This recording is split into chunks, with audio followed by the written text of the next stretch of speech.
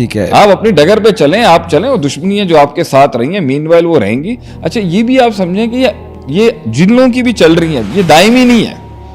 اصل پرابلم وہ ہے جو دائمی دشمن ہے آپ کا, اور وہ انسان نہیں ہے. the greatest rivalry, the greatest rivalry شیطان ہے وہ. یہ سب بچے ہیں, ہاں ان میں جو من الجنتی والناس ہیں وہ ہوں گے اپنے, لیکن اصل دائمی دشمن آپ کا وہ ہے جو کفر پہ کھڑا ہوا ہے, جو ابلیس ہے. یہ تو آپ سے اس لیے اوفینڈ ہوئے ہیں کیونکہ یا آپ کی غلطیاں ہیں, یا آپ نے انسیکیور کر دیا ہے, یا آپ نے الفاظ سے استعمال نہیں کیا, یا آپ نے ہینڈل ٹھیک نہیں کیا, یا ان کے دل کا اتنا قد نہیں تھا کہ وہ آپ کی کمزور حالتوں میں آپ کو ایکسیپٹ کر پائے. تو یہ ایکسیپٹیبلٹی ایشوز کی لڑائی ہیں. تو کہا تھا نا اس نے, ابو جہل نے, کہ بھائی ہماری اور بنو ہاشم کی صدیوں سے چلتی آ رہی ہے. یہ پیچھے سے 3 خاندان تھے بڑے, کعب کے, میرے خیال سے کعب کے تھے, یہ میں نام بھول گیا اس کا, کعب نہیں تھا.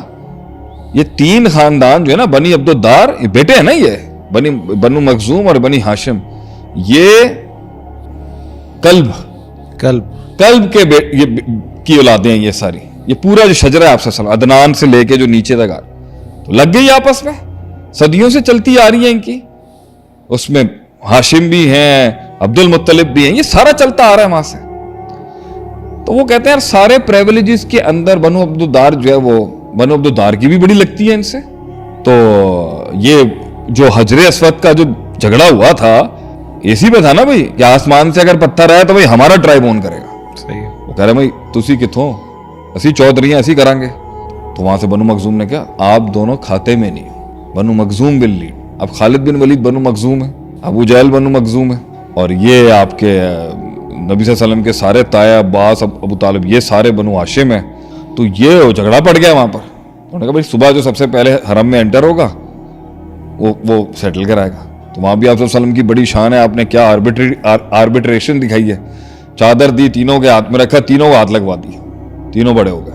ناک کا مسئلہ تھا نا, تو انہوں نے یہی کہا تھا نا بھائی ہر مسئلے کے اندر بنو ہاشم چودھری ہیں. حاجیوں کو سروس کرنے کا جو بیڑا جس کے پاس ہوتا ہے نا, اس کی رسپیکٹ پورے عرب میں تھی, بنو ہاشم. تو اس طرح انہوں نے کہا تھا بھیا سب کچھ تو ان کا چل رہا تھا, نبوت ان کو مل جائے یہ میری ناک نہیں پڑتی, this is it, we can't take it. تو وہ ابدی دشمنی تھی, بڑی کڑ تھی ان کی. جب بنی اسرائیل کی بھی یہی کڑ ہے, لیکن ڈفرینٹ تھوڑا سی نوعیت کی تھی. بنی اسرائیل نے کہا, یہودیوں نے کہا, انہوں نے کہا کیونکہ ہم ہمیشہ سے ڈپرائیوڈ ہیں, ابو جہل کی دشمنی کی, ہم ہمیشہ سے ڈپرائیوڈ رہے بنو مخزوم, تو اب ہم کم سے کم نبوت کے ایسپیکٹ کے اندر جو ہے نا بنو ہاشم کو ایکسیپٹ نہیں کر سکتے. باقی بہت کچھ برداشت کیا ہم نے, یہ نہیں ہو سکتا. ایون کہ آپ دیکھیں کہ جب عبد المطلب نے وہ منت مانگی تھی کہ میں ایک بیٹا قربان کروں گا, وہ سارے معاملے کے اندر بھی جو ہے نا, ادھر بھی دیکھیں تو کوئی بنو مخزوم کا ایک معاملہ آتا ہے, وہ پھر وہاں سے ڈس اورینٹ ہوتے ہیں کہ بنو ہاشم کی بات ہمیشہ مانی جاتی ہے. زمزم مل رہا ہے, ابو طالب کو مل رہا ہے. یہ ہاشم جو لفظ ہے حشم سے نکلا ہے, اٹ مینس جو سوپ میں بریڈ کو کرمز بنا کے آپ ڈالتے ہیں نا, اس پروسیس کو حشمہ کہتے ہیں آپ. تو کیونکہ ہی انٹروڈیوس سوپ. اب سیرت کا کورس کرائیں نا اسے. ہاں تو کرائیں گے, سیرت تو تم لوگ لانچ کرو, ہم پڑھا دیں گے انشاءاللہ. تو حشم جو تھا وہاں سے ہاشم نام ہو گیا ان کا. ویسے تو ان کا نام میرے خیال سے شیبہ تھا, کیونکہ ان کے کچھ بال سفید تھے جو عبد المطلب کے والد تھے. کیونکہ لوگ جو ہے نا سیرت پڑھاتے ہیں وہ اللہ کے نبی صلی اللہ علیہ وسلم کی دعوت کے میدان میں. نہیں, آپ سیرت اگر آپ پڑھیں گے تو ہم دیکھیں, اگر آپ نے راز کھول دیا تو یہ بھی کاپی ہو جائے گا. ہم پڑھائیں گے سیرت انشاءاللہ تعالیٰ جہاں سے سیرت کا حق ہے.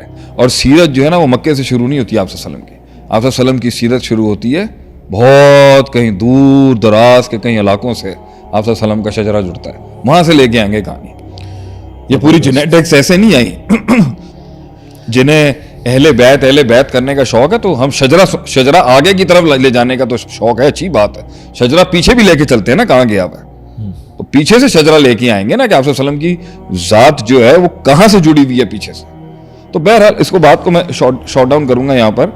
تو یہ ناک کا مسئلہ تھا.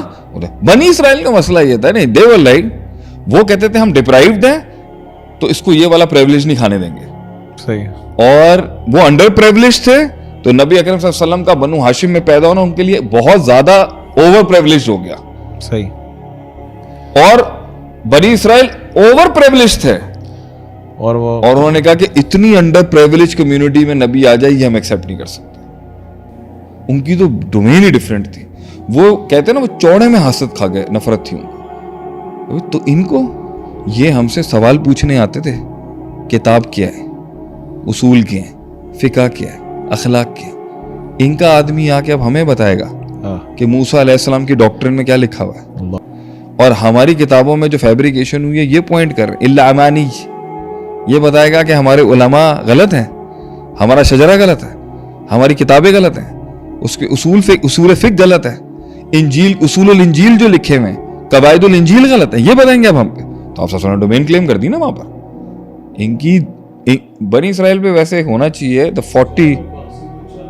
40 mischievousness of بنی اسرائیل. تو آپ دیکھ لو کڑ رہی یہودیوں, لیکن یہودی مشرک اور پیگن سے زیادہ خطرناک تھا. اس نے کڑ پال کے رکھی, اس نے اتنی کڑ پال کے رکھی کہ وہ خیبر سے ڈیفیٹ ہونے کے بعد بھی آپ دیکھ لیں آج بھی دنیا میں سروائیو کیا. اس نے اپنے مختلف روٹس لیے, وہ اپنی ڈگر پہ چلتا رہا, اس نے برداشت کیا, اس نے صبر کیا, اس نے مارے کھائیں, اس نے مختلف اسلامی حکومتیں دیکھی, اور اس نے کہیں 1500-1400 سال بعد جا کے اس نے اسٹیٹ بنا لیا اپنا.